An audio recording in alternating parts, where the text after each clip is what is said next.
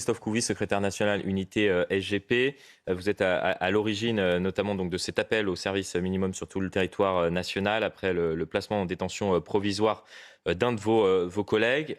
Vous en pensez quoi de tout cela ce soir avant que l'on écoute le sentiment d'Olivier Véran qui s'est exprimé sur cette question, le porte-parole du gouvernement, c'était cet après-midi.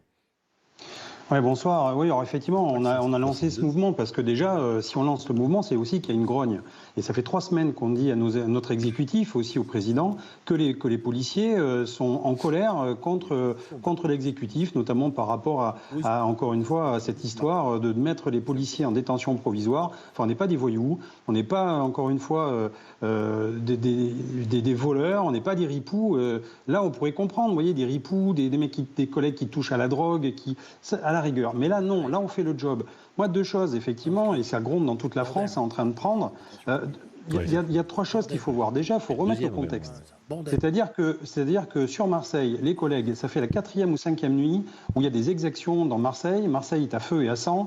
On leur demande, et il y a une partie de la hiérarchie et aussi des préfets, c'est ça qu'il faut voir, qui leur demande de nettoyer les rues et surtout, c'est de ne pas faire d'interpelle parce qu'il n'y a pas assez de place en GAV, donc en garde à vue, et les OPJ sont dépassés parce qu'on n'a pas assez d'OPJ.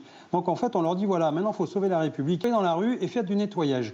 Donc les collègues, qu'est-ce qu'ils font? Ils écoutent aussi une partie, je dis bien, de la hiérarchie, et ils font le travail, entre guillemets.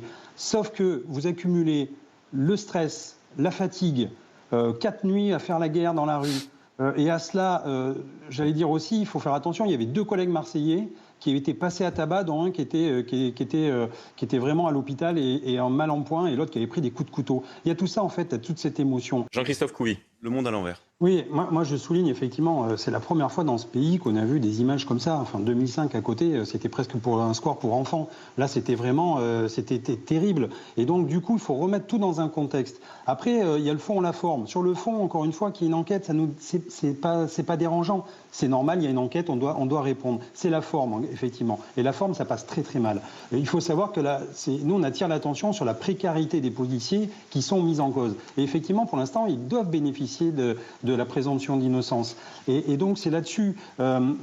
Et donc, j'écoute M. Véran qui dit, oui, un peu, ça, il va un peu dans la ligne du PR, quand il dit, quand on a une connerie, il faut le dire. Oui, d'accord. Bon, mais est-ce qu'eux, déjà, ils ont été sur le terrain, interpellés? Est-ce qu'ils sont confrontés à des émeutes urbaines, à des mecs en face qui veulent vous tuer? Je ne pense pas. Je pense qu'ils sont très bien protégés par le service de la protection, et donc ils ne connaissent pas trop ce que c'est que les émeutes.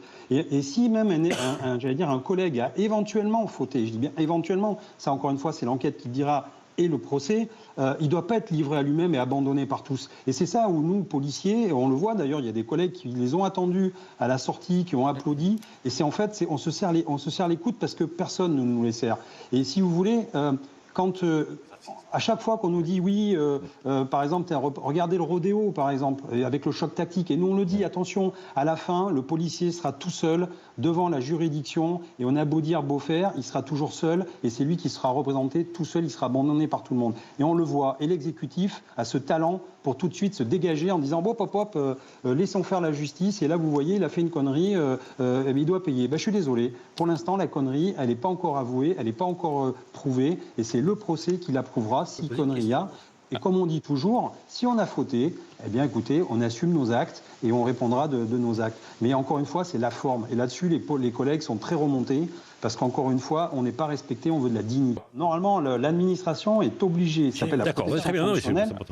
Oui, ça c'est normalement. Non, c'est pour ça que c'est normalement.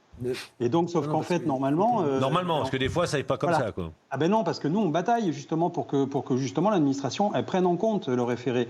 Enfin, on a demandé un référé protection pour que ça aille plus vite. Parce qu'en fait, l'administration... Il a droit à une protection fonctionnelle? Oui. Ah, mais tous les fonctionnaires, que ce soit policier ou pas, on a droit à une protection fonctionnelle. Encore plus quand on travaille et qu'on porte l'uniforme et que justement on est en service, on nous le doit. Sauf qu'après, on a une administration qui est très lente, ou alors qui regarde un petit peu le dossier, et ça les embête un petit peu des fois d'aller défendre quelqu'un qui est mis en cause, parce que médiatiquement c'est compliqué. Et donc nous on est là justement en tant que syndicaliste, et là pour dire à l'administration, faites votre job. Et donc c'est pour ça qu'on veut un référé protection où l'administration nous donne cette protection-là, c'est la reconnaissance. Et après on veut des parquets spécialisés pour les policiers, avec des juges d'instruction et des procureurs qui soient vraiment à même à comprendre le métier du policier.